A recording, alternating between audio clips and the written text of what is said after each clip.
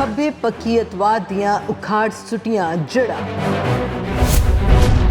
ਮੋਦੀ ਸਰਕਾਰ ਦੀ ਨੀਤੀ ਆਈ ਕੰਮ। ਅਮਿਤ शाह ਦਾ फुल एक्शन, खबे पक्षीयतवाद का सफाया।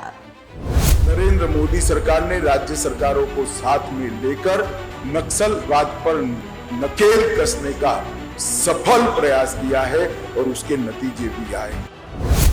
मानयोग प्रधानमंत्री नरेंद्र मोदी की अगवाई विच गृह मंत्रालय ने खब्बे पक्षी अतवाद के पूरे खात्मे लई जो नीति शुरू की गई सी उसके सकारात्मक नतीजे लगातार सामने आ रहे हैं। मोदी सरकार की जीरो टॉलरेंस की नीति खब्बे पक्षी अतवाद के पूरे खात्मे लई बहुत कारगर साबित हो रही है। 2013 में जिथे 76 जिले खब्बे पक्षी अतवाद तो प्रभावित सन, उत्थे 2023 तक इस विच 41% की कमी आई है। हुण 45 जिलों तक समझ के रह गया है तो मौजूदा समय विच इस विच लगातार कमी आ रही है। नक्सली घटनावां विच हुण तक 64% की कमी आई है। इसलिए मोदी सरकार वालों पुरानी नीति नूं दरकिनार कर इन्हां खब्बे पक्षी अतवादियां दीयां गतिविधियां ते लगाम लगाउण लई एक व्यापक हमलावर नीति अपनाई गई। इस नीति के तहत सुरक्षा बलों ने नवे इनोवेटिव तरीकों के नाल नक्सलियां नूं घेरिया ते एकजुट मुहिम चलाई, जिस विच पहला तो प्लान्ड सैनिक अभियान, खुफिया जानकारी, उन्हां दी फंडिंग ते निगरानी, सीमा ते कंट्रोल, जन जागरूकता, मजबूत कानूनी उपाय ते सामुदायिक सहभागिता शामिल है। नक्सलियां दी फंडिंग ते निगरानी दे नाल उन्हां दी एक्टिविटी नूं कमज़ोर पूरे देश दियां एजेंसियां सहयोग बना के काम कर रही ने। नक्सलवाद के हर फॉर्म को हमने पराजित करना पड़ता है। बंदूक वाला भी है और कलम वाला भी नक्सलवाद, हमें इन सब का काट निकालना पड़ता है। मोदी सरकार का दावा है कि जदों तो उन्हां दी सरकार सत्ता विच आई है उदों तो हिंसक अंदोलनां अते कट्टरता विरुद्ध जोरदार मुहिम चलाई गई है। सरहद पार दा अतवाद होवे जां नक्सली खब्बे पक्षी कट्टरवाद, किसी भी तरह की कोई रियायत नहीं दी गई है। मोदी सरकार ने अतवाद अते कट्टरपंथ के खिलाफ राष्ट्रीय नीति अते कारज योजना की शुरुआत नाल हिंसा प्रति जीरो टॉलरेंस की गल कही सी। सरकार ने किसी भी तरह की हिंसा नाल नजिठण लई उस समय पुलिस अते सुरक्षा बलों का आधुनिकीकरण भी शुरू कर दिता सी। सिखलाई लई विशेष तौर पर फंड जारी किए गए सन।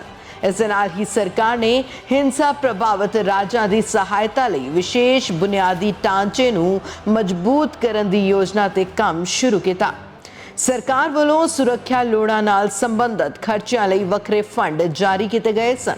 इन्ना ही नहीं, इस पूरे काम ते नज़र रखने लई सरकार ने अपने दूजे कार्यकाल विच अमित शाह की अगवाई विच गृह मंत्रालय विच एक वक्री डिवीजन बनाई। इसनूं लैफ्ट विंग एक्सट्रीमिज्म डिवीजन का नाम दिता गया।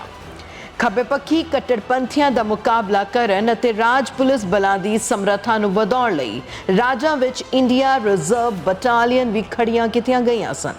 लगातार ऑपरेशनां कारण माओवादियां ते नक्सलियां दियां जड़ां नूं उखाड़ दिता गया है।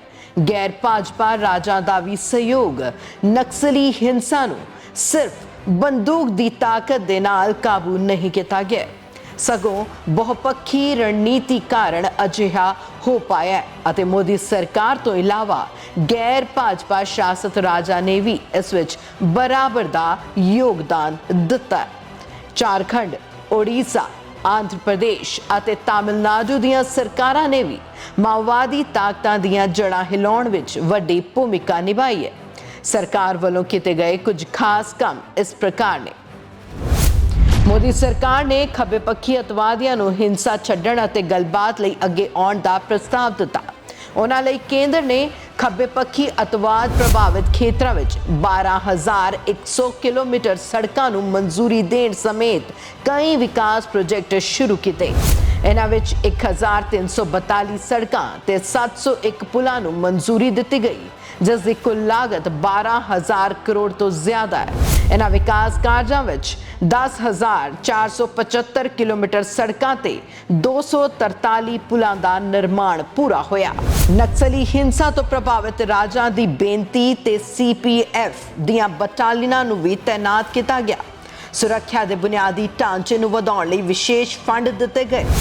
ਖੱਬੇ ਪੱਖੀ ਕੱਟੜਪੰਥੀ ਆਰਥਿਕ ਸਹਾਇਤਾ ਦੇਣ ਦੇ ਨਾਂ ਤੇ ਆਦੀਵਾਸੀਆਂ ਨੂੰ ਆਪਣੇ ਦੇਸ਼ ਵਿਰੋਧੀ ਅਤੇ ਲੋਕ ਵਿਰੋਧੀ ਕੰਮਾਂ ਲਈ ਮੋਹਰਾ ਬਣਾ ਕੇ ਉਹਨਾਂ ਦਾ ਸ਼ੋਸ਼ਣ ਕਰ ਰਹੇ ਹਨ। ਅਜਿਹੇ ਪੀੜਤ ਪਰਿਵਾਰਾਂ ਦੀ ਮਦਦ ਲਈ ਵੀ ਸਕੀਮਾਂ ਬਣਾਈਆਂ ਗਈਆਂ ਹਨ। ਖੱਬੇ ਪੱਖੀ ਕੱਟੜਪੰਥੀ ਪ੍ਰਭਾਵਿਤ ਖੇਤਰਾਂ ਲਈ ਸੜਕ ਦੀ ਜ਼ਰੂਰਤ ਯੋਜਨਾ ਨੂੰ ਮੋਦੀ ਸਰਕਾਰ ਨੇ 8 ਰਾਜਾਂ ਦੇ 34 ਜ਼ਿਲ੍ਹਿਆਂ ਆਂਧਰ ਪ੍ਰਦੇਸ਼, ਬਿਹਾਰ, ਛੱਤੀਸਗੜ੍ਹ, ਝਾਰਖੰਡ, ਮੱਧ ਪ੍ਰਦੇਸ਼, ਮਹਾਰਾਸ਼ਟਰ, ਓਡੀਸ਼ਾ ਅਤੇ ਉੱਤਰ ਪ੍ਰਦੇਸ਼ ਵਿੱਚ ਲਾਗੂ ਕੀਤਾ। ਨਕਸਲਵਾਦ ਪ੍ਰਭਾਵਿਤ ਖੇਤਰਾਂ ਵਿੱਚ ਮੋਬਾਈਲ ਸੰਪਰਕ ਵਧਾਉਣ ਲਈ ਮੋਦੀ ਸਰਕਾਰ ਨੇ ਇਨ੍ਹਾਂ ਇਲਾਕਿਆਂ ਵਿੱਚ ਮੋਬਾਈਲ ਟਾਵਰ ਲਗਾਉਣ ਦੀ ਮਨਜ਼ੂਰੀ ਦਿੱਤੀ ਸੀ।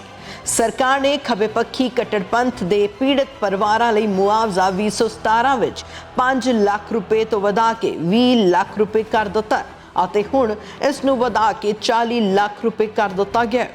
ਮੋਦੀ ਸਰਕਾਰ ਦੀਆਂ ਨੀਤੀਆਂ ਦਾ ਹੀ ਨਤੀਜਾ ਹੈ ਕਿ 2014 ਦੇ ਬਾਅਦ ਹੁਣ ਤੱਕ 5000 ਤੋਂ ਵੀ ਵੱਧ ਨਕਸਲੀ ਸਰੈਂਡਰ ਕਰ ਚੁੱਕੇ ਹਨ। ਨੈਸ਼ਨਲ ਇਨਵੈਸਟੀਗੇਸ਼ਨ ਏਜੰਸੀ ਯਾਨੀ ਕਿ NIA ਅਤੇ ਇਨਫੋਰਸਮੈਂਟ ਡਾਇਰੈਕਟੋਰੇਟ ਯਾਨੀ ਕਿ ED ਖੱਬੇ ਪੱਖੀ ਅਤਵਾਦ ਫੰਡਿੰਗ ਨੂੰ ਨੱਥ ਪਾਉਣ ਲਈ ਰਾਜ ਦੀਆਂ ਸੁਰੱਖਿਆ ਏਜੰਸੀਆਂ ਨਾਲ ਮਿਲ ਕੇ ਕੰਮ ਕਰ ਰਹੇ ਹਨ।